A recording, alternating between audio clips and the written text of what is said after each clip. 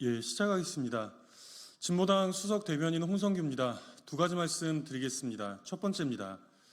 안드로메다에서 막 온 것만 같은 대통령의 브리핑, 이것이 바로 국가 비상사태입니다. 대통령이 취임 후 세 번째로 공식 기자회견장에 섰습니다. 소통하는 대통령이 되겠다며 집무실마저 용산으로 옮겼지만 평가는 이미 역대 최악입니다. 차라리 소통에 인색하다는 소리를 들을 망정 오늘도 하지 않은 만 못했습니다.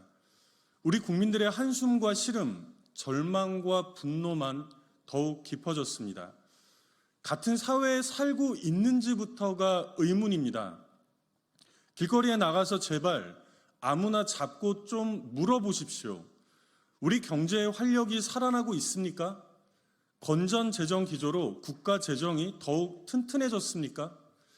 대통령은 온 힘을 쏟고 있다는 체감 민생 개선, 과연 느끼고 있는 국민들이 있습니까? 글로벌 중추국가 외교로 외교 지평이 넓어졌다는 데는 정말 기가 차서 말도 나오지 않을 지경입니다. 바로 얼마 전 역사 왜곡 친일 굴욕 외교로 광복절 경축식마저 두 동강 낸 장본인의 입에서 나올 수 있는 평가란 말입니까?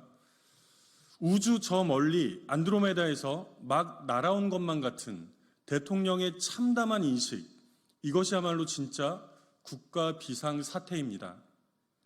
이러니 그 무슨 4대 개혁에 대해서도 일말의 신뢰를 갖기조차 어려운 것이 당연합니다.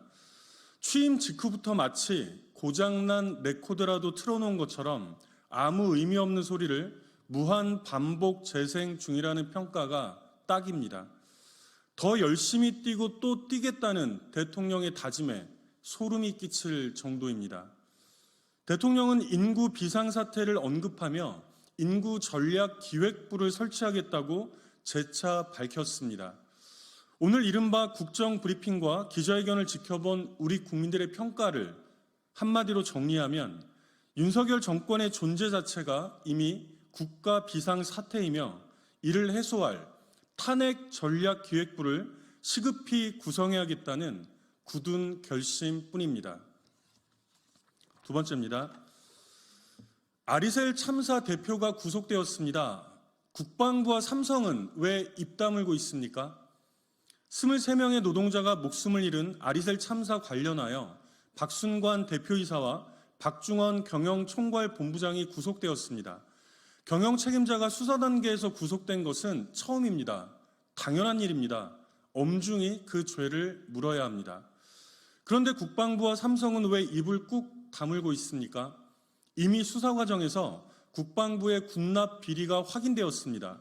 방위사업청 산하 국방기술품질원의 대응은 아니함을 넘어서 참사를 낳게 한 원인으로까지 지목되었습니다.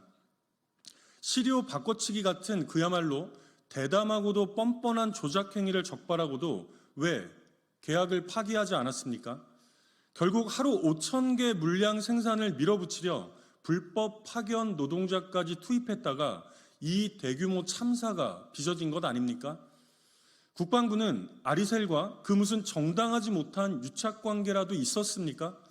무능, 부실, 무책임을 넘어서 이는 명백한 범죄 공조입니다. 국방부의 행태에 대해서도 즉각 엄정한 수사를 진행해야 합니다. 삼성도 입장을 당장 내놓아야 합니다. 아리셀의 모회사인 에스코넥의 최대 고객사가 바로 삼성이었습니다. 에스코넥의 영어 이름이 S커넥트인데 회사명의 그 S가 삼성의 S 아니냐는 의심이 제기될 정도였습니다.